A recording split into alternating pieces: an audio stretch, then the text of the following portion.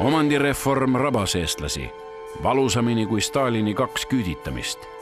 Sellepärast, et kui diktaator Jossifi ajal võis süüdistada võõra võimu sõdureid ja ohvitsere ning neile sajatusi kaela saata, siis nüüd tehti kõike omaenda Eesti ametnike siitkinnastes kätega. Ja täpselt 1991. aastal esimeses variandis vastu võetud ja hiljem 44 korda karmistatud omandireformi aluste seaduse ehk kareda lühendiga ORAS järgi. Selle seaduse filosoofia käis välja Eesti Kongress. Omand on selline asi, mis kütab üles kirgi, tekitab kadedust, õhutab inimestes väiklust.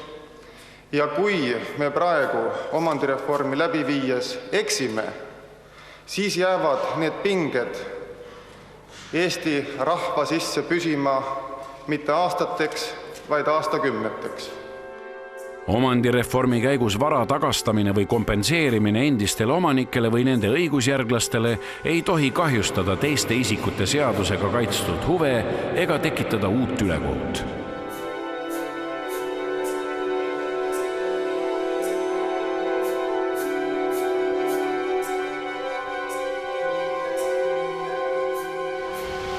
See on ju päris pehanud.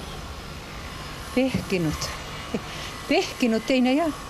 Pehkinud, ja, just nii see ongi. Take it easy. Küll Torbjörn selle kõik jälle korda teeb.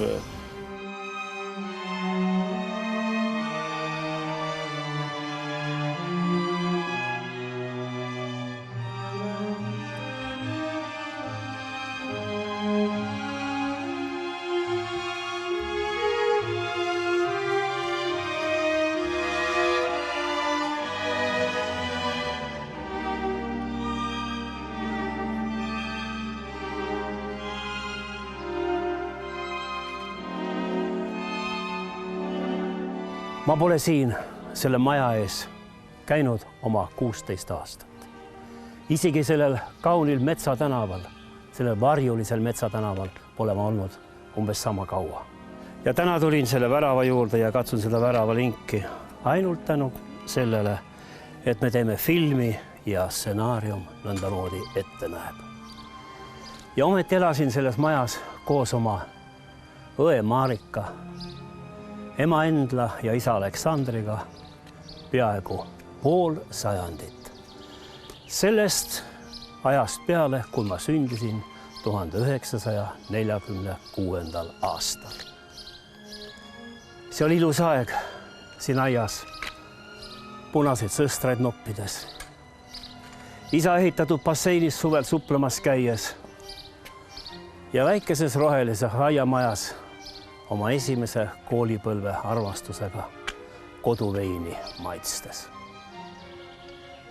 Ja siis ühel päeval, 1995. aastal suvepäeval, lõppes minu elu, minu noorus ja lapsepõlv.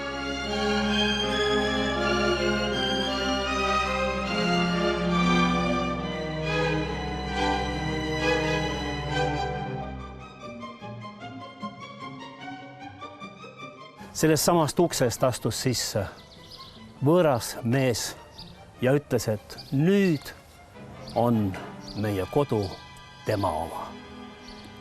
Minu isa sai insuldi selle peale ja suri õige pea. Ema oli tugevam ja pidas palju aega veel vastu aastat juba pärast, kuid ühel päeval pärast suuri alandusi ja etteheiteid keeras ka tema selle korteri ukse lukku, andis võtmed võõrale mehele ja me sõitsime emaga elama ühte jahedasse, võõranäolisse, kõrge kivimaja ühele ülemisele korrusele. Ja ema elas seal veel õige mitu aastat ja ikka õhtuti, kui me vahel teed jõime veel sõime, küsis ta minu käest, ütle poja, miks peame me elama selles kõledas kivimajas, selles võõras majas? Ütle mulle, poja, miks meie kodu ära võeti? Ja mul ei olnud mitte kunagi mitte ühtegi mõistlikku vastust, mida emale anda.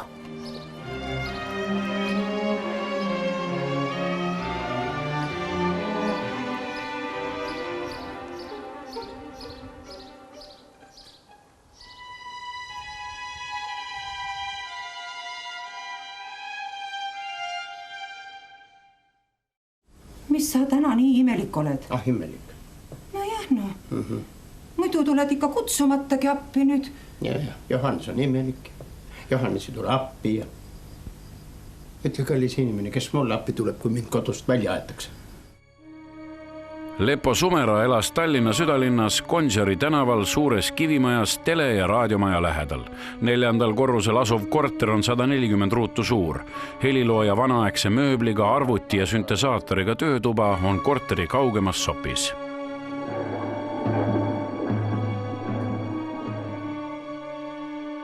Korteri Gonsiori tänava Eesti-aegsesse paksude kiviseintega majja vahetas Sumera keeruka vahetusskeemi alusel 1983. aastal.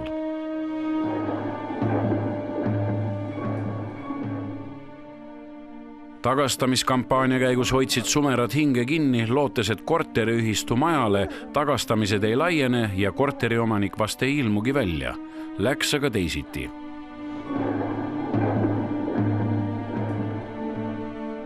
Ma lähen selle korteri asja pärast kohe hulluks, ütleb ta abikaasale sel suvel telefonis mitu korda. Varandust, et Gonsiorist kusagile mujale minna, Sumeratel ei ole. Inglased tahavad korterit vabaks saada. Endine minister, kuulus helilooja, küll te leiate, on nende suhtumine.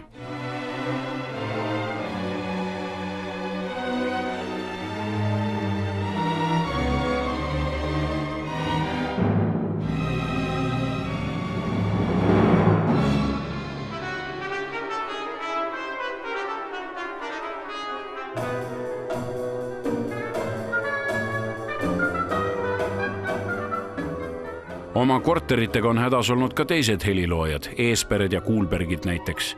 Mitmed teisedki elavad Eesti-aegsetes majades, seal on palju parem heliisolatsioon. Täpselt sama probleem on kõrvalmajas elaval Jaan Räätsal. Tagastati tegelikult surnud inimesele kõigepealt punkt 1. Teiseks ei ole seda maja kunagi natsionaliseeritud.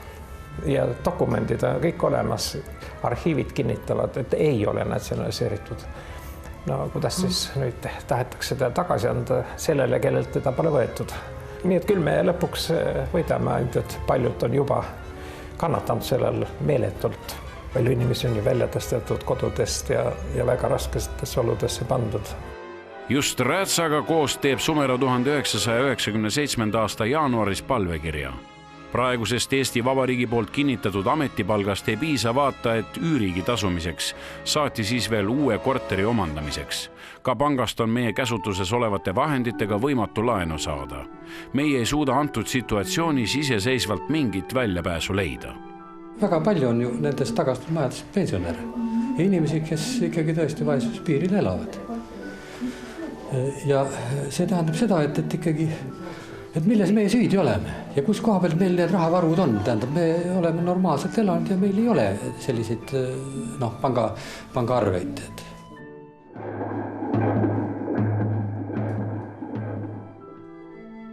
Sumera ei loodagi enam. 100 jutuajamised, toimikud kirjavahetusega, ülbed ametnikud, stress on tohutu.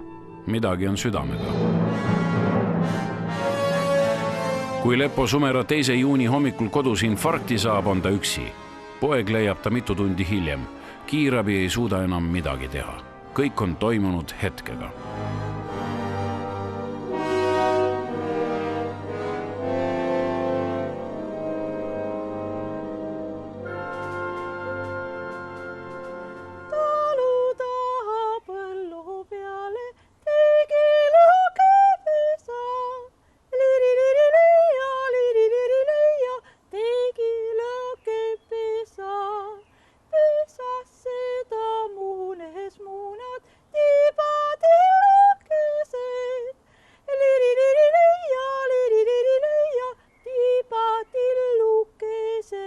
Kogu lugu hakkas meie jaoks 94. aastal, kui tuldi siia, käidi ümber maja ja anti maja ära. Ja siis tema hakkas kohe sel samal aastal hakkas see inimene, ma nimetan ta sissetungijaks, tema hakkas kohe välja tõstma. Ja see kestis aastaid, kestis kohtupidamine.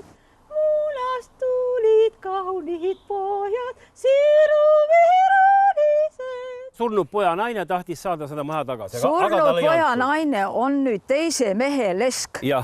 Teise mehe lesk hakkab nüüd surnud esimese mehe naiseks. Ja saab selle surnud mehe ema vara.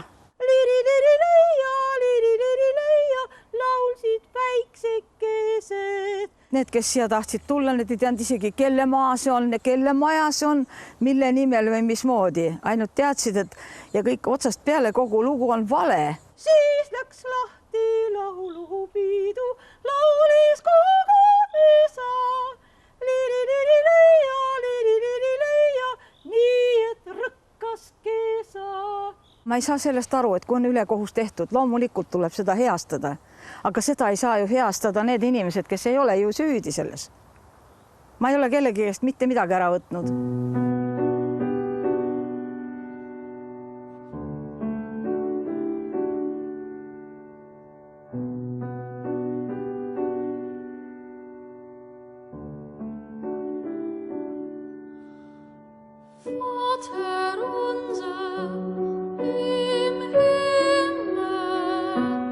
See lugu on kodust ja selle kaotamisest.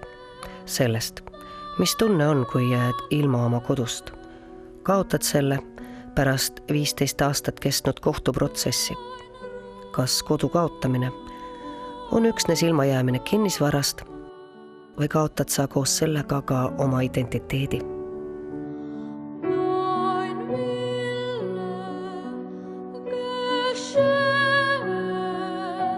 Meie pere elas selles eelmise sajandi alguses Karl Burmani poolt projekteeritud Jugendmajas järjepanu 70 aastat. Ma olen teinud Tatari tänava Burmani majast ühe telefilmi 15 aastat tagasi.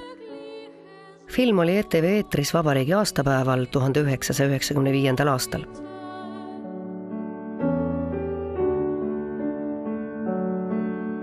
Sama aasta sügisel hakkas pihta too lõputu kohtuprotsess omandiõiguse küsimuses, mis päädis minu kodu kaotamisega lõplikult. Võib-olla olen selle looga hiljaks jäänud, sest minu kodu uksed on nüüd mulle igaveseks suletud.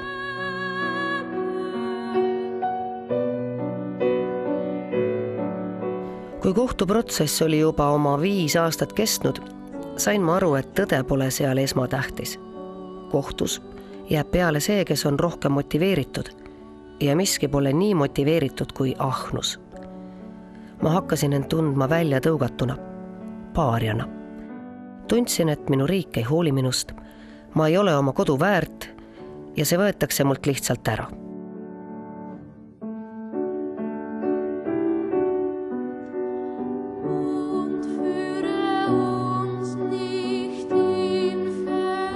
Meid oli 6 selles majas. Anu, Eeva, Tiina, Sirje, Rita ja mina. Me kõik kaotasime oma kodud. Pooled meist olid jõudnud oma korteri enne selle kaotamist ka erastada, pooled veel mitte. Erastamised tühistati ja maja tagastati omanikule 2007. aasta mais. Meist said sundüürnikud.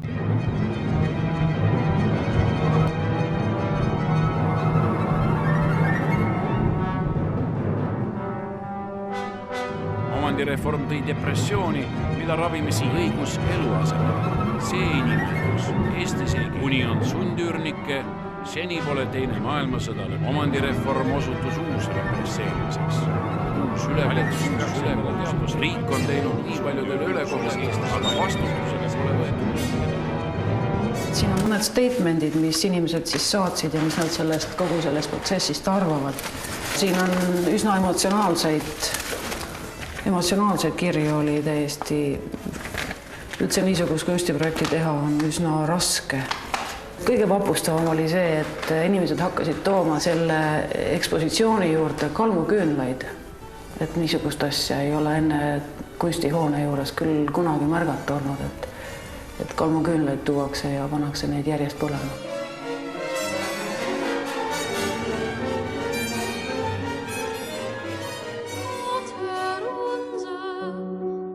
tühermaa keset linna. Valge, lumme uppunud väli. Lumekarras umbrohi ja põõsad, kõrval kraanad, taamal linna siluett. Kaitsev müür ümberringi. Ei hingelistki. Selle tühermaa servas ma nüüd elan. Mina ja minu 90-aastane ema.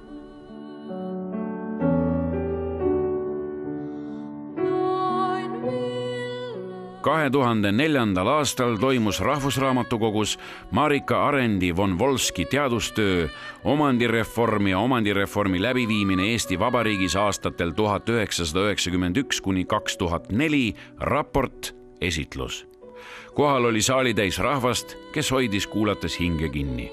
Tegemist oli inimestega, kellelt Eesti Vabariik oli võtnud kõige pühama, mis neil oli – kodu. Raport oli üleelatu karm ja kurb kokkuvõte.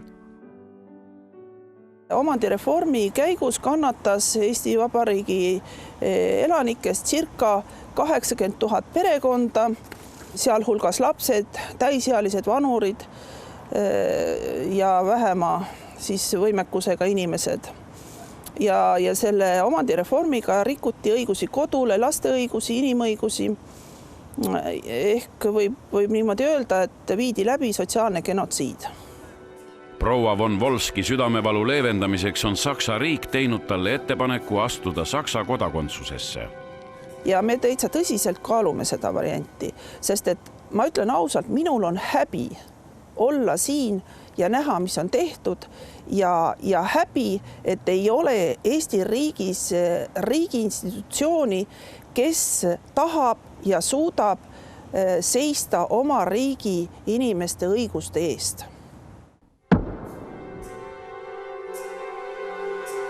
Riigikogu võttes 13. märtsil 1996. aastal vastu seaduse Euroopa inimõiguste ja põhivabaduste kaitsekonventsiooni ja selle lisaprotokollide ratifitseerimisest, tegi reservatsiooni, et konventsiooni ja selle lisaprotokollide sätted ei laiene Eestis omandireformi seadustele. Sellega seadustati Eestis euroopalike inimõiguste ja põhivabaduste rikkumine omandireformi läbiviimisel. Tänu sellele seadusele ei ole Eesti kodanikel võimalik pöörduda Euroopa kohtusse. Täna jõuame selle seaduseelnõuga 245 uude filosoofiliste arutluste punkti üürnike ja omanike vahelises vaidluses. Nimelt mööname mustvalgel kirjutatuna, et selle konventsiooni lisaprotokolli põhimõtteid me siiski eirame ja kirjutame selle eiramiste loetelu sisse. Balti eraseadusest tulenevalt näiteks sellist omandireformi aluste seadust üleüldse ei oleks tohtinud vastu võtta. Poliitiliste huvigruppide survel siis see kogu aeg muutus nagu ebainimlikumaks ja vastavalt siis nende huvigruppide huve täitvaks. See on nagu üldine tendents. Riigikogu täpsustas ja muutis õigusvastaselt võõrandatud varad tagasisaamise võimalusi. Täna suurendati nende isikute ringi, kellel on õigus võõrandatud varad tagasi taotleda. Täiendus tehti omandireformi aluste seadusesse. Siiamaani oli niisugune olukord, et kui õigusvastaselt võõrandatud vara omanik oli teinud testamendi ja selle testamendis näidatud inimene oli juba lahkunud, siis enam keegi edasi seda vara pärida ei saanud, kuid nüüd saavad asemele astuda testamendis näidatud isiku sugulased. Pärijate ring viidi nii laiaks, kes polnud näinudki seda tegelikku endist omanikku, kellele seda ülekohut tehti ebavõrdselt, polnud kuulnudki. Ja sinna alla nii-öelda pressiti veel ka pärijate hulka, niisugune, kellel ei olnud üldse mingit veresugulust. Paragrahvis, selle ikka jutt käib omandireformi aluste paragrahvis 8, sinna lülitati ka sisse üks niisugune häbadlik norm, et õigustatud subjektiks on ka endise omaniku lapse, surnud lapse abikaasa, selle endise omaniku nii-öelda väimes või minija, kellel üldse mingit sugulust ei olnud. Vigas läks sisse selle tõttu, et ei juristid ja need poliitikategelased ja muidu aktiivistid, kes sinna pürgisid esirinda selle seaduse puhul, ei kujutanud seda ette, mis tagajärjed sellel on. et mida suuremaks ajada seda õigustatud isikute ringi, kellel on õigus tagasi saada, mitte tagasi saada, vaid saada üldse, sest tagasi saamised nende puhul ei saa rääkida. Neilt ei ole midagi ära võetud ja tagastamist. Et mida rohkem seda ringi suurendatakse, seda vähemaks jääb vara erastamise. No Eesti valis kõige keerulisema tee ja oma rahvale kõige kahjulikuma tee, kui vaadata nüüd neid teisi Ida-Euroopa riike, kus ju samuti reformid toimusid, siis sellist reformi ei ole mitte kuskil ja sellist tagastamist ei ole ka mitte kuskil, sest see on ju vastuolus kõikide rahvusvaheliste seadustega. Dresden. Saksamaa taasühinemislepingus oli selgelt määratletud, et Saksa TV kodanikele, kellelt vara ebaõiglaselt võõrandati, tuleb see õiglaselt tagastada. Üürnike kaitseks, kes polnud selles süüdi, et nad kasutasid võõrast vara, kehtestati sotsiaalselt vastuvõetavad meetmed. Tagastamine toimus eriliste probleemideta. Doktor Bartels on Dresdeni üürnike eest seisnud rohkem kui 20 aastat. Üürnike ühendusel endal aga on pikem ajalugu. Dresden ist die Mieterhauptstadt Deutschlands gewesen vor dem Krieg. Und in Archiven haben wir dann herausgefunden, dass in Dresden der erste deutsche Mieterverein gegründet wurde, vor etwa 150 Jahren. Und ich gehe davon aus, dass wir weltweit hier in Dresden den ersten Mieterverein hatten und dieser Tradition fühlen wir uns verpflichtet. Pärast Berliini müüri langemist tulid vanadest liidumaadest kunagised omanikud ja nõudsid oma vara tagasi. Siis ei olnud selleks veel mingit õiguslikku alust. Es galt speziell Rückgabe sollte erfolgen, aber auf keinen Fall die Rückgabe so, dass Menschen darunter zu leiden haben. Also im Extremfall wurde auch eine Enteignung möglich. Und wenn die Rückgabe erfolgte, dann gab es ein Mietrecht und dieses Mietrecht hat den Mieter in seiner Wohnung geschützt. Der Alteigentümer hatte also nicht das Recht, den Mieter auch sofort rauszusetzen, sondern es war ein komplizierter Prozess, wenn er das wirklich wollte. Es war durchaus möglich, aber es war sehr schwer möglich. Saksamaal suudeti tagada, et Dresdeni üürnikud ei jäänud korteritest ilma. Kui nad ka pidid korterid vabastama, siis maksti neile kompensatsiooni. Dadurch, dass wir ja das bundesdeutsche Gesetz hier im Osten Deutschland mit der Einigung übernommen haben, gab es auch das Mietrecht, galt auch das Mietrecht hier im Osten Deutschland und dieses Mietrecht hat einen Grundsatz. Üürnike ühendused on Saksamaa lau sees. Härra Bartels soovitab ka Eesti riigil oma seniseid seisukohti muuta. Was in Estland noch fehlt, ist die staatliche Anerkennung dieser Mieterbewegung. Aber eine staatliche Unterstützung ist zwingend notwendig auf der Gesetzesebene und durch die Anerkennung durch die Politik und der Verwaltung. 1994. aastal loodud üle-eestiline üürnike liit ei ole riigi toetust nautinud kunagi. 100 petitsioonid, kaebekirjad, nõudmised ning arupärimised valitsusele, õiguskantslerile ja Riigikogu liikmeile märgivad nende organisatsioonide tööd. Lisaks järelpärimised Saksamaa arhiividesse ja 10 võimsad meeleavaldused Riigikogu hoone ees Toompeal. Välja on antud raamatud Kaotatud kodud, Lõhutud elud, Kodu ja õiglus ning mitmed teised. Kahjuks tuleb tunnistada, et Eesti Üürnike Liidu ettepanekud ja nõudmised omandireformi leevendamise kohta on jäänud arvestamata nii valitsuses kui ka parlamendis. Euroopa kultuuriruumis selline seadus ei ole mõeldav, nagu oli meie omandireformi aluste seadus. Pikka aega esines sundüürnike kaitserollis Eesti Televisiooni ajakirjanik Marika Tuus-Laul. Kõigile! Tere kesknädalast! Tallinnas toimunud elamukonverentsil oli läbivaks probleemiks taas sundüürnike temaatika. Tema saatesarjad Pooltund kõigile ja Knopka lahkasid omandireformi kodu kaotanud üürnike seisukohast lähtudes.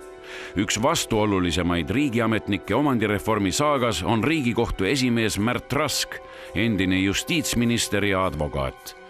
Olles advokaat, saavutas ta võidu sundüürnike kasuks. Hiljem ministrina tegutses nende vastu. Te tahate küsida, et kas minus on 2 inimest. Ma pean ütlema seda, et advokaadina ma käitusin vastavalt kehtivatele Eesti seadustele. Ma olen teinud oma tööd kohustundlikult ja täpselt ja isiklik arvamus langeb kokku nende õiglaste printsiipidega, mida valitsus nüüd langetas. Need õiglased printsiibid tekitasid Eestis uue klassi, sundüürnikud. ja omandireformi uut ebaõiglust välistav teine paragrahv, mis muuseas viidi seadusesse Edgar Savisaare valitsuse nõudel 1991. aastal, on Eestis jäänud tänini vaid sõnadesse. Saksamaal läks teisiti. War so, dass durch neues Recht kein neues Unrecht geschaffen werden darf. Das war ein Grundsatz. Und so sind die Gesetze in Deutschland gemacht worden und so sind sie auch ausgelegt worden.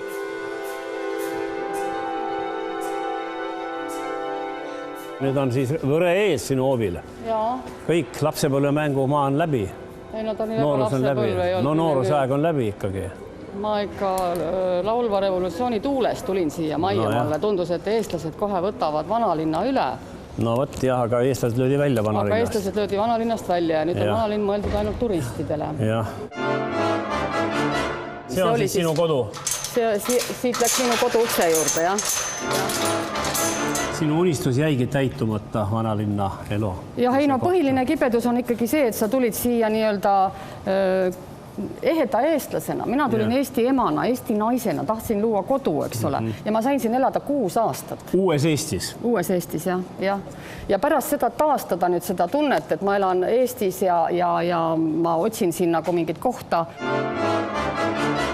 Me oleme uuspagulased. Uuspagulased, jah, nüüd on uus termin tulnud Eestis. Sundüürnikud, uuspagulased. See sundüürnikud muide ongi väga halb termin, see mina nimetan need inimesi Eesti maksumaksjatest, Eesti kodanikeks ja nendeks inimesteks, kes elasid siin, kogu nõukogude aja hoidsid alles selle maa, sünnitasid uued põlvkonnad ja omasid siin kodu. Ja see omandireform tegelikult lõi noa, kirve, ma tea, oda, kõige sügavamale, mis eestlasele üldse oli püha, see oli tema kodu. Ära Jorben Margna on Rootsis üks inženöör. Küll tema juba remonti teha mõistab. Mis remonti? Ta laseb selle maja siin buldooseriga kokku lükata ja ehitab uue ja parema asemele. Mis asemele? Mis buldooseriga? Kuhu meie siis läheme? Vaat see on siis sinu ja Allane asi. Kuhu teie siis lähete? Ma saan aru siis tea, et see värav on nüüd igaveseks kinni siia hoovi enam asja pole tulla. Ei. See värav pandi meie jaoks kinni juba siis, kui me siin majas elasime. Siis juba ei saanud? Ja. Aga millal siis tuli see teade, et enam see maja pole kodu? Mis aastal see praegu teil võis olla? Nii, ma tean seda täpselt. See oli 1993. augustis. Siia pandi postkastide kõrvale üks lipik, kus oli kirjas, et palume sel ja sel kuupäeval sel kellaajal kodus olla. Omanik soovib tutvuda korteritega. Nii, see tuli nagu pauk selgest taevast. Olime siis kodus, näitasime oma korterit ja oligi kõik. Kuna me teadsime, selle majaga on veel see lugu, et meie väidame, et omanik sai kompensatsiooni. Ja kompensatsiooni on neid võimalusi on tal olnud rohkem. Tema kui ümberasuja võis saada kompensatsiooni Saksamaalt. Siis ütles peremees, tema mäletab, kui tema onu ehitas seda maja, mis on iseenesest väga huvitav lause, sest minu teada sai see maja valmis kuskil 36. aastal. Aga peremees on sündinud 37. aastal. No loomulikult, need jutud käisid ikka. Nii, et kuidas ta sai mäletada? Kuidas ta sai mäletada, kuidas tema onu ehitas maja? Kui paari kuu pärast ta kohtus esimest korda minu emaga, siis emale ta rääkis hoopis, et tema isa ostis temale selle maja varrudeks. Aga see on kah väga imelik jutt, sest et tema isa ostis selle maja 39. aastal. Aga kui ta sündis 37. aastal, võib küll 2 aastat hiljem ka varrusi pidada, see pole keelatud, aga väga kahtlane, sest tavaliselt lapseristid ikka väga võimalikult kiiresti peale lapse sündi on toimunud. On rabav tegelikult, et kui kohus ikkagi kirjutab niimoodi, et võib-olla on see kriips läinud kogemata liiga madalale ja taheti hoopis seda sõna maha tõmmata, siis mida me peame kohtust arvama, kes kasutab väljendeid võib-olla? Milleks siis üldse on kohus? Kusjuures jutt on sõnast kompenseerimine, kus on joon alla tõmmatud, sest selle maja kohta on, see on kompensatsiooniavalduse registreerimise tõend. See on alles, see on K74, no mis see K seal on siis, see on ju kompenseerimine. Sõnale on joon all ja kohus kahtleb, et kas see on ikkagi õieti nüüd kõik see asi niimoodi. 1991. aasta kevadel lahvatas Tallinnas suur omandiskandaal, mille käigus leiti 102 valesti tagastatud kallist maja Tallinna Kesk- ja Vanalinnas. Omandireformi ametit juhtis Vladimir Viies. Selle ameti üheks spetsialistiks võeti tööle ka jurist Faia Reim. Ta täitis kõiki seadussätteid täpselt, kuid erinevalt paljudest teistest sama ameti töötajaist ja omandireformi käigus vara tagastamise keskkomisjoni ametnikest püüdis ta seda teha alati üürnike huvidest lähtuvalt. Sotsiaalseks probleemiks saab olla küll ainult see, et rahvas talub niisugust olukorda riigis, kus seadusandja jätkuvalt sätestab Eesti Vabariigi seaduste kanoonilise koguga täiesti vastuolus olevaid sätteid. Kohe peale seda, kui omandireformi aluste seadus vastu võeti vastu ka eluruumide erastamise seadus, milles oli ette nähtud eluruumide erastamine ja see asjaolu, et hakatakse inimesi korteritest välja tõstma ja nende kortereid ümber jagama, tehti tükk maad hiljem ühe pisikese lausega, kus eluruumide erastamise seaduse ühte paragrahvi alapunkti lisati lause, et need eluruumid, millele on esitatud omandireformi käigus avaldused nende tagasisaamiseks, ei kuulu erastamisele. Tegelikkuses tähendas see seda, et 200 000 Eesti perekonnakodud läksid absoluutselt vastuolus igasuguse seaduse ja õigusega ümberjagamisele. Omandireformi tagajärjel tekkinud omanike ja üürnike vastuolu valgustab populaarse telesaate Pealtnägija lugu. Praegu on sundüürilised tegelikult sellepärast sundüürilised, et mitte et neil minna kuskile ei oleks, vaid et neil on võimalus tugevalt alla turuüüri kasutada elamispinda omanikule kuuluvas majas. See on neile lihtsalt materiaalselt kasulik. Ja nüüd me oleme siis selles seisus, et meil seadus ei luba mitte kuidagi viisi endale seda pinda elamiseks saada.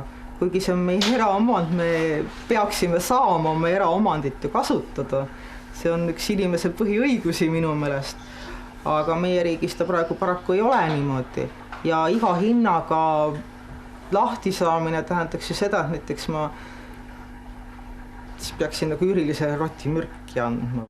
Pärnu tagastatud majade üürnike ühenduse juhatuse liige Elfriede Paukson on dokumenteerinud ohtralt sundüürnike kodust väljapressimise juhtumeid. Omanik soovib pinnavabastamist. Omanik tahab üürnikust lahti saada. No, põhiliselt kõik jälle omanik tahab lahti saada. On see probleem Pärnus tüüpiline? Kas selliseid asju tuleb teil siin sageli ette? Jah, see on tüüpiline probleem. Ja kohe nii hirmsasti käituvad? Ja nii hirmsasti käituvad. Olles ise endine sundüürnik, süüdistab proua Paukson üürnike tragöödias mitte nii palju omanikke kuivõrd riiki. Ehitagu siis riik need reservaadid, kuhu siis sellised inimesed saab paigutada. Nii kaua jätkub aga kodusõda täie hooga. See oli pühapäevane päev oli ja mina magasin toas. Ja ma nüüd ei tea, kas ta koputas või koputanud. Siis mina unesegasena kuulsin mingit prõmmimist ukse taga. Ja siis, kui juba kööki jõudsin, siis olid juba esimesed ukselaastud keskmised olid ära löödud suure mingi sellise kirvega või haamriga. Ja siis ukselingid olid põhimõtteliselt täiesti juba ära lennanud. Ema läks ukse peale ja põhimõtteliselt Tiina tõmbas ta koridori ja hakkas nagu käte ja jalgadega peksma. Ma olen väga rahumeelne inimene, ma ei ole kunagi rünnanud, ma ainult kaitsen ennast, kui mulle liiga tehakse. Nii või teisiti, lähimad aastad hõrendavad tunduvalt vähemalt ühe poole kaevikuid. Aga nii kaua peavad ja miks peavad inimesed nii siin kui sealpool kannatama? Isiklikult mina ei julge süüdistada küll ei omanikke ega üürnikke, vaid riiki, kes on nad sellisesse olukorda pannud ning jätnud. Aga riiki ei saa selle karistuseks vangi panna. Ta ei vastuta mitte millegi eest ja talle ei saa isegi pimedas kangialuses lõuga anda.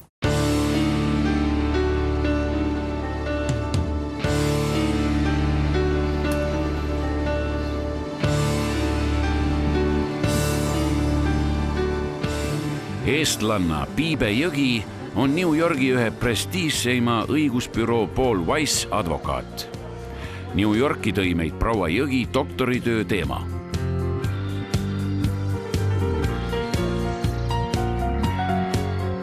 Mina kirjutasin oma doktoritöö postsotsialistliku restitutsiooniprogrammidest.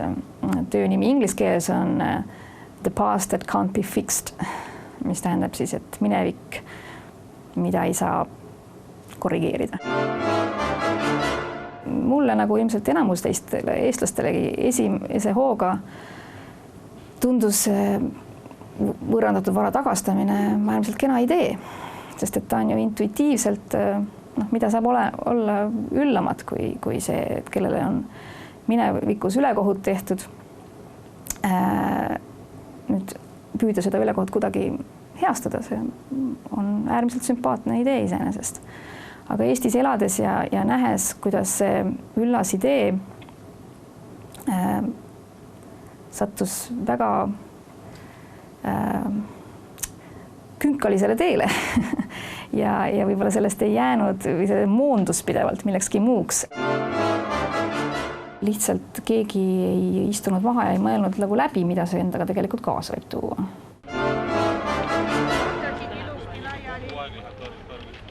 Und im Instant hatte ich das Gefühl, dass eine Rückgabe erfolgt ist, ohne zu schauen, was hinten dann passiert. Kui mina hakkasin analüüsima seda, millega me võime õigustada sellist maksimalistlikku vara tagastamist Eestis, siis ma kui jõudsin lõpptulemusel sellele järeldusele, et sellel ei ole õigustust.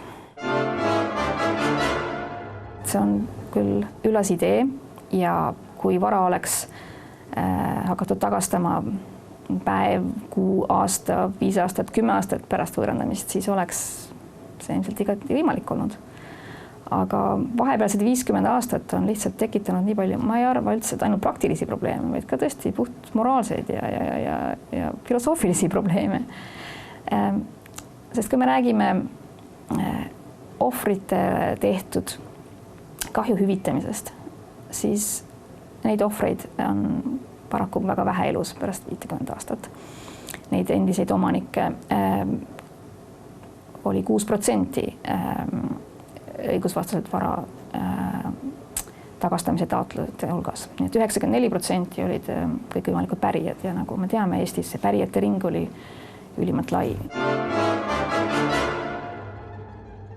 Kuidas õigustada seda, et me valime siis ühe konkreetse ohvrite grupi, keda me katsume aidata.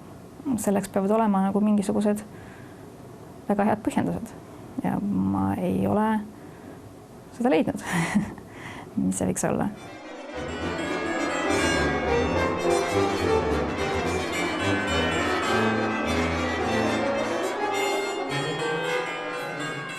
Tšehhi Vabariik.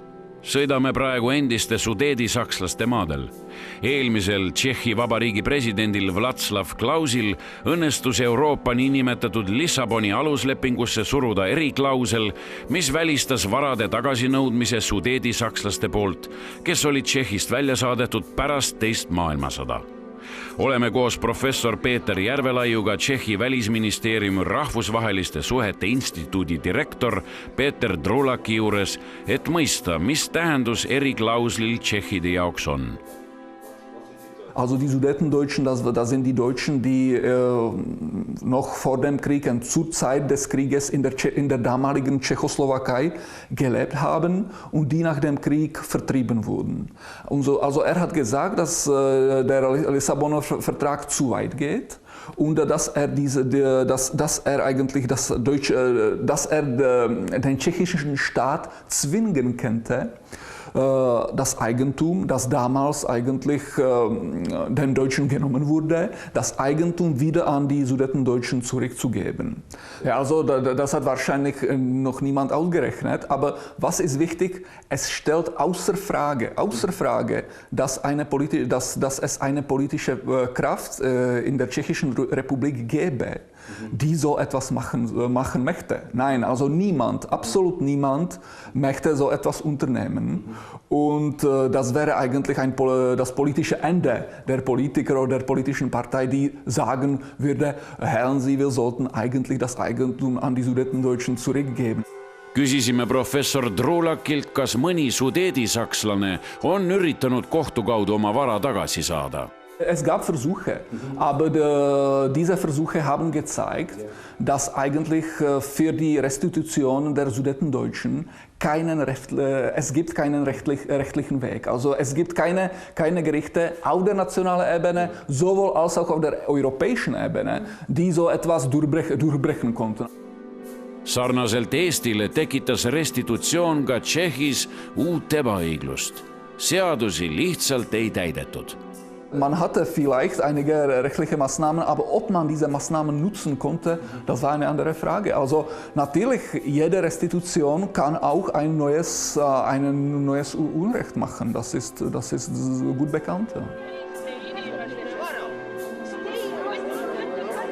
Koalitsioon otsustas, et teda tuleb menetleda. See ei tähenda seda, Õhtulehe artiklis Üksküllid teevad, mis tahavad, kirjutab kolumnist Janek Mägi, et suur osa Eesti prominente virutasid 1990. aastatel Tallinna linna ja Eesti rahva tagant ligi miljardi krooni väärtuses riigi kõige magusamat Tallinna vanalinna kinnisvara. Virutamine toimus nii, et keegi saanud õieti aru, mis täpselt toimus. Tagantjärele ei ole justkui muud teha, kui käsi laiutada ja tõdeda, mis hundi suus, see hundi kõhus. Mägi nimetab vanalinna kinnisvaraga toimunut ebaeetiliseks, korruptiivseks ja varguseks. Ta eristab selgelt maffialike maneeride esinemist toimunud korteriafääris. Kindlad perekonnad, parteid, firmad ja nii edasi teevad, mis tahavad ja kellele midagi ei meeldi, need lastakse maha. Jäetakse pirukast ilma. Politseisse minna ei tasu, sest ka see organ on ära ostetud. Igal mehel on oma korter, mis tema suu lukus ja silmad kinni hoiab. Uno Laht peab Eesti inimeste korteritest väljatõstmist pogrommiks. Ta nimetab kujundlikult Orast kui tohutut pärandipetturlust lubavat omandireformi libaseadust. Ta kirjeldab, kuidas loodi demokraatiat eirav pinnas selleks, et võimust väärandunud huvigrupid saaksid endale orase sellel kujul, nagu soovisid. Tiina Pärnpuust sai 20. sajandi lõpul sundüürnik, aga ei oleks pidanud saama, sest saatuse irooniana arutas Tiina ise omandireformi põhimõtteid, kuuludes Riigikogu majanduskomisjoni. Just nimelt sellel ajal. Seetõttu ma tean ka, mida see omandireform endast peaks kujutama. Ja et sellist probleemi nagu sundüürnike olukord praegu ei pidanud mitte mingisugusel juhul olema. Kui Ülemnõukogu 1991. aasta omandireformi seaduse vastu võttis, siis sundüürnikke ei olnud. Kuna riik lubas nõukogude ajaeelsetele omanikele majad tagasi anda, siis lubati neile, kes olid ju oma elamispinnad saanud seaduslikul teel, varad kompenseerida või leida asenduspind, aga seadusesse seda sisse ei kirjutatud. Kuidas siis ikkagi sai juhtuda, et uus ülekohus sündis? Kas ma ei olnud äkki nii tähelepanek, et see, mis tundus väga selge, loogiline ja millest räägiti ja missugune oli see asjade lahendamise loogika, et see ei olnud nii selgelt seadusesse kirjutatud, sest praegu otsi palju tahab nendest seadustest. Sa ei leia seda kohta, et oleks kirjutatud, et riik on kohustatud sundüürnikele nende omandisse andma korteri või eluaseme. Seda ei kirjutatud siis millegi pärast. Ehkki see oli kogu aeg selle seaduse loomise loogika. Aastal 2007 sai kannatanud sundüürnikust Tiina Pärnpuust õnnelik sundüürnik. Riigikohus leidis, et üks usuorganisatsioon, mis algselt Pärnpuule kuulunud korteri endale sai, siiski ei osutunud reformi õigustatud subjektiks. Tiina Pärnpuul vedas. Kahjuks võib niisuguseid juhtumeid üles lugeda vaid ühe käe sõrmedel. 10 000 nii hästi ei läinud.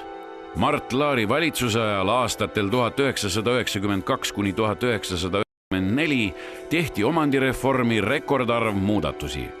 Pärijate ringi laiendamine viis selleni, et rahvasuus hakati omandireformi seadust kutsuma Lehma lellepoja seaduseks.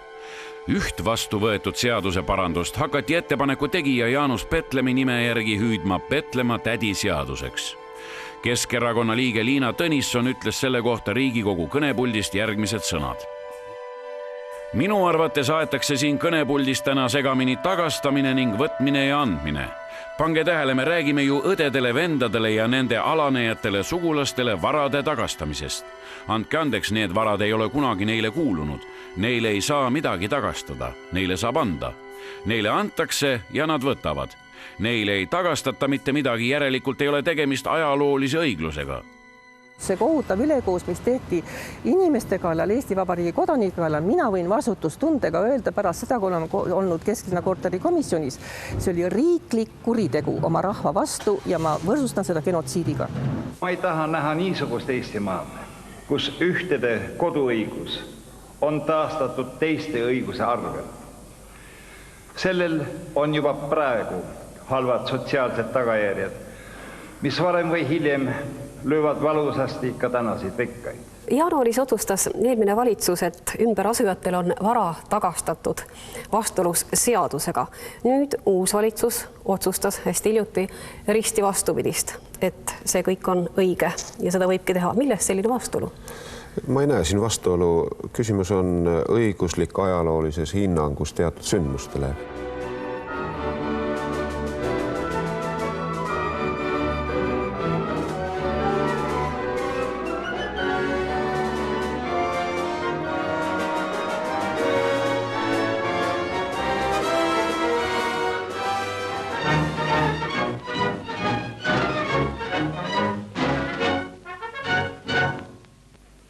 Kokkuleppel Eesti ja Saksa valitsustega asustatakse Eestis elavad sakslased Saksamaale.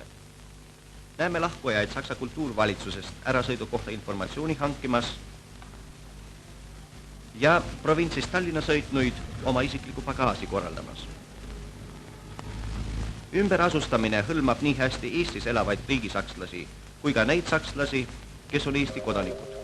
Kõige suurema probleemi omandireformi käigus tõi endaga kaasa Balti sakslaste Eestisse maha jäetud vara. Reformi algaastail kehtis seadus, mis keelas majade tagastamise niinimetatud hilisümberasujaile. Vaatamata sellele seda tehti. Neile aga, kes Vaterlandi kutsuti, kompenseeriti varad pärast sõda Saksa riigi poolt. Ärasõidul sadamas kontrollitakse lahkujate bagaasi, mille normid üksikasjaliselt kokku leppitud valitsuste vahelise protokolliga.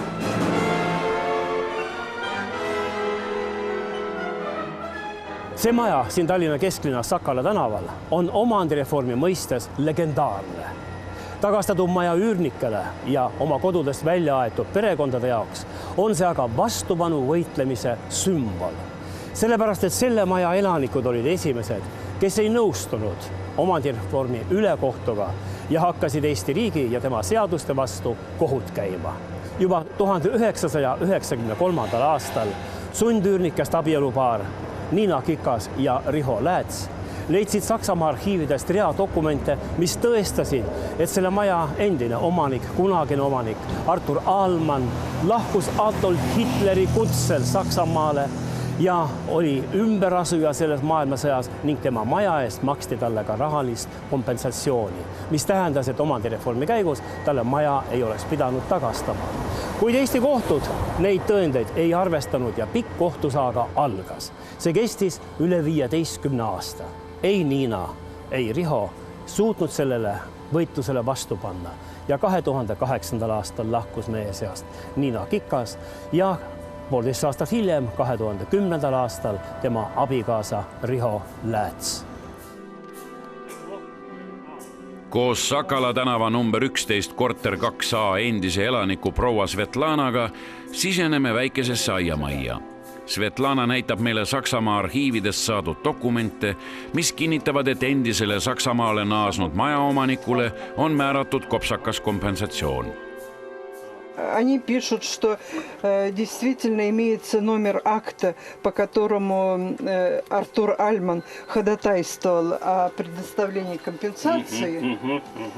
И компенсация была назначена в размере 430 000 рейхсмарок.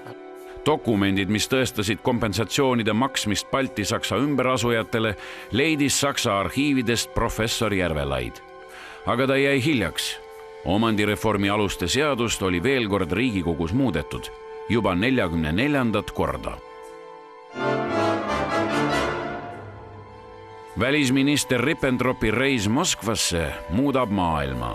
Molotov-Ribbentropi tähelepanuväärne sõpruspakt NSV Liidu ja hitlerliku Saksamaa vahel määrab Poola idaalad Nõukogude Liidule ja lubab natsidel alustada Lääne-Poola asustamist ümberasujatega. Uueks kodumaaks Baltimaadelt lahkunuile saavad endised Poola alad. Wir werden in 50 Jahren hier ein blühendes deutsches Land haben, wo kein Pole und kein Jude mehr vorhanden sein wird. Suurem osa Vaterlandi kutsele järgnenud baltisakslasi asustati Poznani, mida hitlerlik Saksamaa nimetas nüüd Poseniks. Ümberasumiseks Umsiedlung valmistusid sakslased aastaid. Üheks ettevalmistajaks oli Tallinnast pärit nats Alfred Rosenberg. Ümberasumist juhatas Heinrich Himmler. Selle tragöödia tagajärjed ulatuvad ka 21. sajandi Eestisse, pimestades praegusi seaduseandjaid ja tekitades inimestele uusi ja uusi kannatusi. Andnud ära Eesti dokumendid ja Eesti kodakondsusest lahkumise avalduse, asuvad lahkujad laevale, et vastu minna uuele tulevikule uuel kodumaal. Już przed wybuchem wojny w 1939 roku Niemcy przygotowywali plany nowego porządku, co będzie się działo między innymi właśnie w Wielkopolsce, w przyszłym Reichsgau-Wartheland. Otóż zakładano, że nastąpi tutaj germanizacja ziemi, a nie ludzi, jak to określano. To znaczy Polacy muszą być z tych terenów wysiedleni, przez jakiś czas służyć jako niewolnicy, ale w przyszłości po ostatecznym zwycięstwie III Rzeszy ten teren będzie czysto niemiecki. Innymi słowy, Polacy i Żydzi na tych terenach nie będą mieszkali.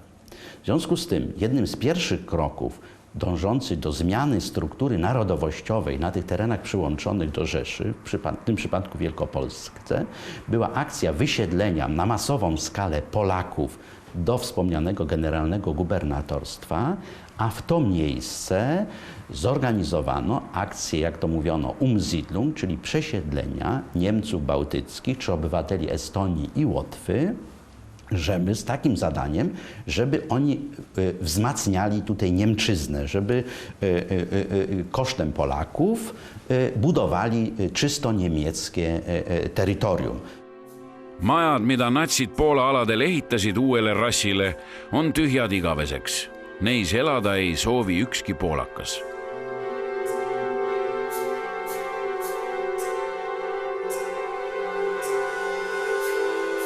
Riiast algab esimene suuremõõtmeline etniliste sakslaste ümberasustamine annekteeritud Lääne-Poolasse. Esimeste reisijate seas on ka Pilensteinide perekond. Dieter Pilenstein oli tollal 12. Esimesed laevad lahkusid Riia sadamast 1939. aasta keskel. 100 000 sakslased Mustast merest Baltikumini järgnesid oktoobri keskel üleskutsele Heim ins Reich, tagasi koduriiki. Ka tollal 20-aastane Karl Otto Riesenkampf kuulus ümberasujate hulka. Tema isa, kes on olnud ka Tallinna linnapea, aitas juristina koostada ümberasujate varade nimekirju. Kui ma olin Tartu Ülikoolis, siis ma rääkisin ka nicht hästi rahuldavalt. Ich persönlich im Februar, die Masse der Menschen waren schon da. No, die waren schon längst weg. Mit dem Dampfer der Deutsche. Dann war ich ganz kurze Zeit, dann wurde in Posen die Universität Polen so im Kleinformat gemacht. Und da war ich auch noch dabei. Also ich war da, also uninteressante Sachen, die ich machte. Aber die wollten, die Deutschen, also die Nazis wollten eine Universität bauen. Und da habe ich mich ja dann auch dafür interessiert. Und dann kam es so, dass ich auch, so wie viele andere, Soldat wurde.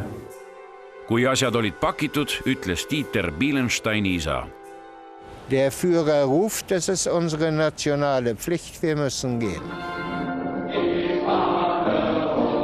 Siis pakiti mööbel kastidesse, mõned asjad võeti kaasa käsipagasiga ning siis oli minek laevale.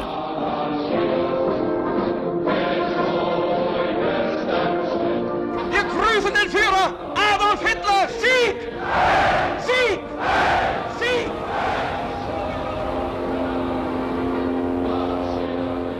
Ja, das war tragisch für die Polen selber.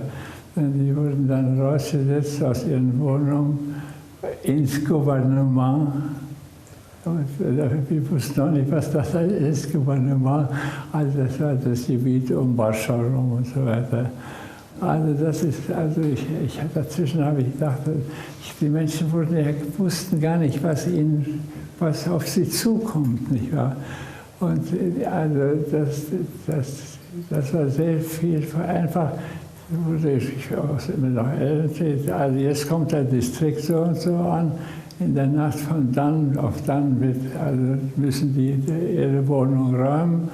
Und ja, und die Menschen, die dann reinkamen, die wussten auch nicht, was sie gemacht haben. Sie wussten nicht, dass sie wirklich da mit ihren Unterschrift sozusagen eine ganze Familie, eine ganze Gruppe von Menschen unglücklich macht. Bywały takie sytuacje, że na przykład matki z dziećmi, z trójką czy czwórką dzieci w przeciągu 15 minut musiały wynosić się z tego pokoju, a na przysłowiowej kuchni jeszcze były ciepłe posiłki, gdzie do tych pomieszczeń wkraczali właśnie te osoby wysiedlone czy przesiedlone z państw bałtyckich. Lääne-Poolasse, mis nüüd on Saksamaa osa, rajatakse oma näidismaakonnana Warthegau, Saksa rassipoliitika katselabor. Siia tahtis Himmler põlistada oma blondi maakonna. Poseniks saanud Poznanist sai saksastamise juhtimiskeskus. Oma plaanide osas ei jäeta mingeid kahtlusi. Halduriametisse saab Gauleiter Artur Greiser. Nats algusaegadest, tema otsustab nüüd elu ja surma üle. Helft mir, das polnische Volkstum zum arbeitenden Volkstum zu degradieren. Helft mir, unser Volkstum und unsere Jugend zum Herrentum zu erziehen. Dann, meine Männer und Frauen, ist dieser deutsche Ostraum gesichert. A ważnym elementem właśnie w tym planie przebudowy, budowy nowego społeczeństwa mieli odegrać Niemcy bałtyccy czy przesiedleńcy, jakich nazywano z państw bałtyckich. Można nawet powiedzieć, co jest mało znane w historii europejskiej, że pierwsze akcje wysiedlenia, to co Niemcy nazywają pojęciem Vertreibung, w czasie II wojny światowej właśnie miały miejsce w Poznaniu, bo już w grudniu 1939 roku na masową skalę Niemcy przystąpili do wysiedlenia ludności polskiej. Z jednej strony, żeby złamać ducha i oporu Polaków, ale z drugiej strony, żeby zrobić miejsce dla Niemców, którzy przybywali z Rzeszy i z państw bałtyckich. Wyglądało to w ten sposób, że dany budynek otoczyło wojsko czy policja i dawało od 15 do 20 minut czasu na to, żeby zabrać pakunek do 10-15 kilogramów. niewielką sumę pieniędzy, natomiast cały dobytek, który znajdował się w domu czy w gospodarstwie rolnym z inwentarzem, musiał być pozostawiony, był ewidencjonowany i Polacy, którzy byli wysiedlani, trafiali początkowo do tak zwanego obozu przejściowego w Poznaniu, a potem transportami sukcesywnie byli wysiedleni do właśnie generalnego gubernatorstwa. Moi rodzice mieli 15 minut czasu na Meine Eltern bekamen 15 Minuten, sich selbst und die 4 Kinder anzukleiden. Wir durften nichts mitnehmen. Mutter schaffte es noch, ein Federbett und ein Brot zu greifen. Dann gingen wir in die schrecklich kalte Dezembernacht. Posen, 1939, pearaudteejaam. 17-aastane Henrik Jasč väljub rongist. Ta on teel koju. Ta on jõudnud oma kodulinna Poola idaosast, mille okupeeris Nõukogude armee. Tema vanemate kodu on siit mõne minuti kaugusel. Kardinad akende ees olid samad nagu enne sõda. Ich bin hinaufgegangen und ein Mädchen öffnete. Ich gehe durch die ganze Wohnung, Zimmer, Küche, Bad. Niemand ist da. Es stellte sich heraus, das Mädchen war eine Deutsche aus Estland. Baltendeutsche haben uns unsere Wohnungen weggenommen, als sie von den deutschen Behörden hierher umgesiedelt wurden, aus denen wir dann vertrieben wurden. Die Eltern waren jedenfalls weg, irgendwo im Generalgouvernement. Ich kann mich entsinnen, ich kriegte mit meiner Mutter ein Haus zugewiesen. Ein Haus, obwohl wir gar keine Häuser hatten, aber es wurde zugewiesen. Und dann mussten die Bewohner des Hauses ausziehen. Das waren Polen. Und dann haben wir immer noch gesagt, was ja verboten war, kommen Sie in der Nacht so um 3, 4 vorbei, dann können Sie im Hause alles machen, was Sie wollen, das ist ja Ihr Haus.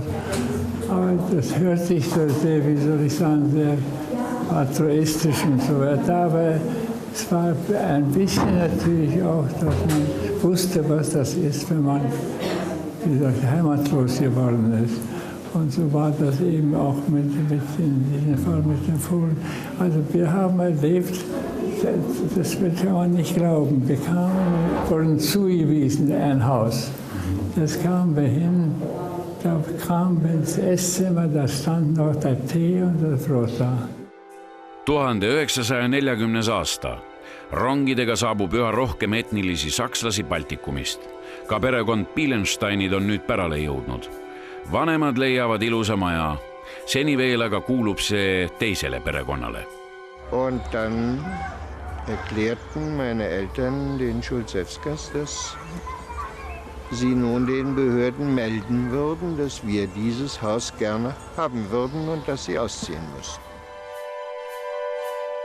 Danuta Ščulzevska. Ta on tollal 28, töötab õpetajana ja kasvatab väikest poega. Tema isa on loomaarst. Maja on perekonna uhkus. Meine Eltern gingen durch das Haus und sagten, das Piano soll bleiben und der Bücherschrank soll auch bleiben. Den können wir brauchen. Und es kann sein, dass noch das eine oder andere auch bezeichnet wurde als das soll bleiben. Die anderen Möbel wurden auch nicht den Schulzewskis gegeben oder zurückgegeben, sondern die wurden weggebracht, wie ich heute weiß, in ein Lager, um dann an andere Deutsche, die hier angesiedelt wurden, verteilt zu werden. Poznani riigiarhiiv. Baltlane Pilenstein leiab tolleaegsed elanike registrid. Ta saab teada, et perekond Šulzevskadelt konfiskeeriti ehted, sularaha, majapidamistarbed. Saksa okupandid olid põhjalikud. Need dokumendid näitavad, kelle korteritesse ja majadesse asustati ümberasujaid Eestist ja mujalt.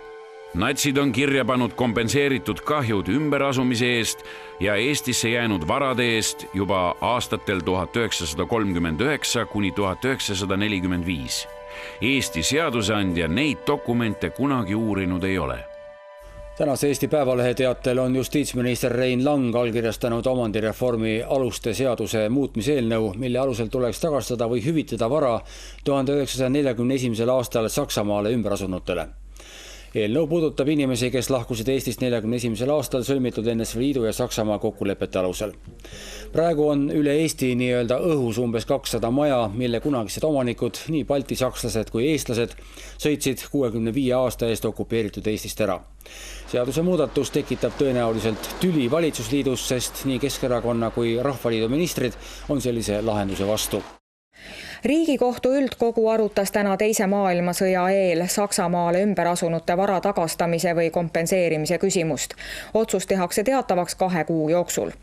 Tänasel kohtuistungil nentisid justiitsminister Rein Lang ja Riigikogu põhiseaduskomisjoni esimees Urmas Reinsalu, et praeguse Riigikogu koosseisu puhul ei ole seaduse muutmine tõenäoline ning soovitasid Riigikohtul vastav seadusesätte mitte ainult põhiseaduse vastaseks, vaid ka kehtetuks tunnistada.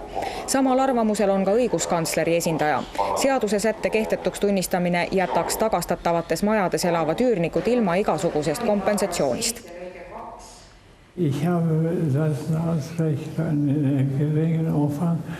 Wir hatten ja tatsächlich ein Haus in Estland. Aber die große Frage wieder, hat man deshalb, wenn man ein Haus im Ausland hat, hat man das Recht, das einfach wieder zu enteignen? Ja. Hat man das Recht? Das sind Fragen, die man sich mit Freunden vielleicht besprechen kann. Aber jedenfalls ist es zumindest fraglich. Ich sage es selbstverständlich, wenn mir was weggenommen ist, nehme ich es auch weg. Als Überschrift, nicht wahr? Ja, ja. Me küsisime, kas Riesenkampfid said Eestisse jäänud omandi eest kompensatsiooni. Nein, also ich habe nur den Lastenausgleich aus dem, was ich in Estland oder so. Ja. Also jetzt fragen Sie mich, meine Mutter, meine Mutter, die kriegte Lastenausgleich. Ja. Aber gering, aber sie kriegte was. Ja, ja. Und also ich kann nicht genau sagen, wie man präzisieren sollte, wie man Ansprüche hat. Ja.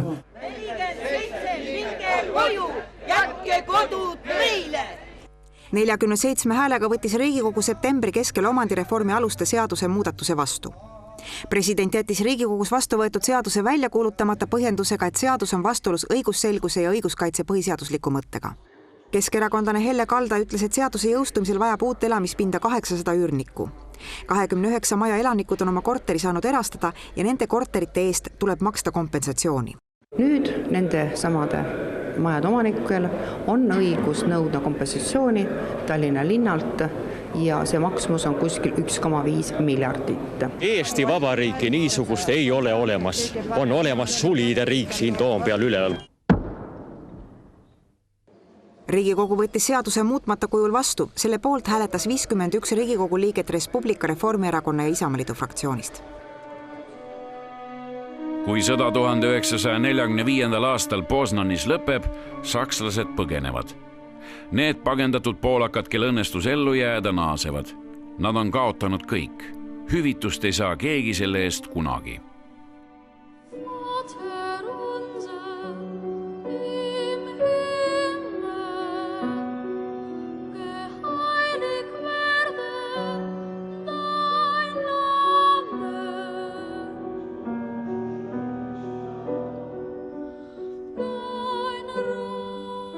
Państwo estońskie gotowe jest dokonać pewnych ustępstw pod względem w stosunku do dawnych mieszkańców, ba nawet stwierdzono, dokonano pewnej symbolicznej, z tego co mi wiadomo, jak gdyby rekompensaty finansowej.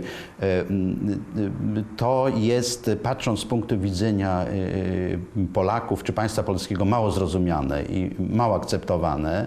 Trudno mi się w tej chwili wypowiadać, na ile te naciski na Estonię były dokonywane. Niemniej jednak trudno sobie wyobrazić, żeby w Polsce tego rodzaju gesty mogły mieć miejsce. W tym sensie, że mówienie o jakiejkolwiek rekompensacie, zmianie granic nie wchodzi w grę. To może być tylko jakimś rezultatem kolejnej wojny, kolejnego nieszczęścia. 11. märtsil 2013 hoiatas Luksemburgi peaminister Jean-Claude Juncker, et konfliktid võivad Euroopas ohtlikult teravneda. Kes arvab, et igavest sõja ja rahu küsimust Euroopas enam ei esitata, võib tohutult eksida. Deemonid ei ole kadunud, nad ainult magavad. Professor Sakson on pikaaegne Lääne instituudi direktor Poznanis. Instituut loodi põranda all juba 1944. aastal, et dokumenteerida natsismi kuritegusid. Ka professor Saksoni vanemad ja sugulased said teise maailmasõja ajal kannatada ümberasujate tõttu. Poolal ja Tšehhil on põhjust olla hell varade tagastamise küsimustes. Sõjajärgse status quoga Pommeris, Silesias ja Sudeetides on Euroopas kuidagi hädapäraselt lepitud. Eesti on pannud kivikese veerema, et võib-olla anda võimalus mõjukale Saksa kaasmaalaskonna restitutiivsele osale alustada kampaaniat Euroopa Liidu lipu all. Hommikust! Tere! Tere! Palun, härrased, sisse! Metsatänava maja number 45 on omandireformi tähenduses eriline. Tol ajal kehtinud seaduse järgi kinnitas aastal 1998 Riigikohtu loakogu üksmeelselt Tallinna ringkonnakohtu eelneva otsuse, et maja Saksamaale ümber asunud omanikule, kes Eestisse maha jäetud varanduse eest kompensatsiooni saanud, ei tagastata. Üürnikele jäänud puumaja sai kalli remondi ning alustas oma uut ja rahulikku elu. Kuid aastal 2012 oleks nagu välk vanasse majja sisse löönud. Ootamatult otsustas Harju maakohus baltisakslaste perekond lööseritele tagastamata jäänud maja asja uuesti menetlusse võtta. 14 aastat hiljem ähvardab ülekohtune omandireform taas 2 perekonda oma kodust ilma jätta. Ei teine maailmasõda ega omandireform pole eestlaste ja sakslaste jaoks lõppenud. Sõidetakse üle õigusriigi põhimõtetest. Ülesõitjad on siis antud juhul meie vabariigi valitsus ja tema käepikendus on maavalitsused. Ja selleks, et oma tagalat kindlustada, võeti isegi appi natsiaegne seadus, mis anti välja 1943, 18. veebruaril, kus väidetavalt olevat selle elamu omanik saanud omaniku kirja, mis on täielikus vastuolus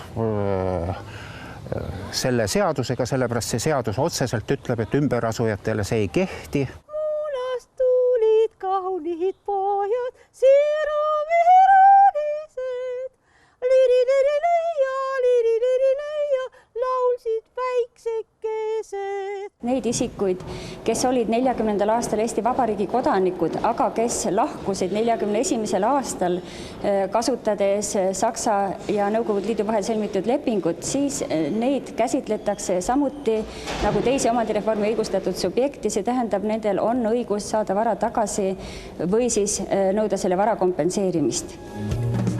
Selline üsna konkreetne on kolmikliidu mõõdukate ja proua Hänni seisukoht täna. Minu töölauale toodi aga proua Liia Hänni kui endise reformiministri 5 aasta tagune kirjavastus ühele kodanikule ja siin on muuhulgas öeldud.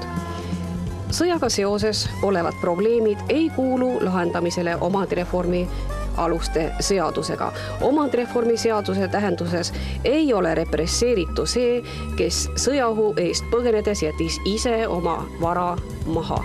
Lugupidamisega Liia Hänni. Sa tunned, et riik oma kodanike eest ei seisa, vaid seisab Saksa kodanike eest. Iga riik hoolitseb oma kodanike eest. Ja ma olen isegi mõelnud selliselt, et võib-olla ei ole liiast, kui see maja, sellele majale riputada natsisümboolika. Et siis me nagu räägiksime asju õigete nimedega. Marju Lauristini käest oli mul võimalus küsida, oli omanike kongress ja mina olin ka seal ja vaheajal ma küsisin proua Lauristini käest, et mis tema arvab sellest, et miks meie Eesti Vabariigi kodanikud peame maksma kinni sõjakahjusid. See on ju otsene sõjakahju. Ma pean korterist ära minema, andma oma kodu ära. See on eestlasel ju nii kohutavalt tähtis oma kodu. Mille peale Marju Laurist, ma mõtlesin, aga miks ei küsita siis Venemaa käest? Mille peale Marju Laurist ütles, aga nende käest ei saa midagi. Riik on omalt poolt ju kõik selleks teinud, et endistele natsidele, nende järeltulijatele ja nende ideoloogia järgijatele on avatud roheline tee Eestis. Ja seda tehakse siis eestlaste kodude arvelt. 2 suurriigi anneksiooni kulud peame siis nagu meie oma kodude arvelt loovutama. Äärmiselt niisugune tunnen, et elad vastikus riigis ja nagu väljapääsu ei olegi milleski. Mind häirib võib-olla kõige rohkem vaikus, et see ei ole nagu kellegi asi. Ja et ei ole kuskile kaevata ja ei ole mitte kedagi, kes seda võiks lahendada.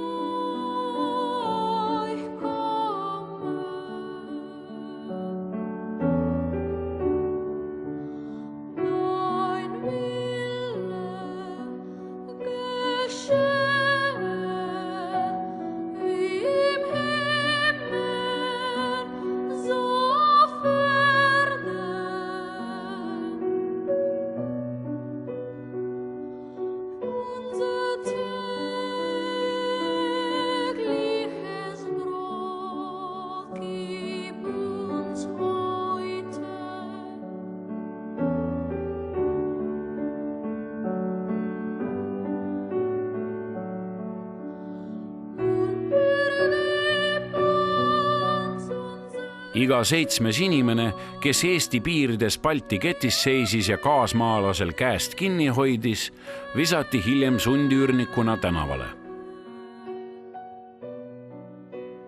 Balti ketis seisis ka akadeemik Anto Raukas, kelle omandireform viis Omanike Liidu etteotsa. Ühel päeval tuli Anto Raukas telestuudiosse, et kohtuda Üürnike Liidu esimehe Helle Kaldaga. Omanike Liit on välja andnud 2 raamatut, 15 aastat omandi- ja maareformi, milles akadeemik tõdeb, et Eesti omandireform on ebaõnnestunud. Teine raamat Eraomandisse ilmus 5 aastat hiljem. Akadeemik Anto Raukas loeb ette tsitaadi, mille ta välja valis.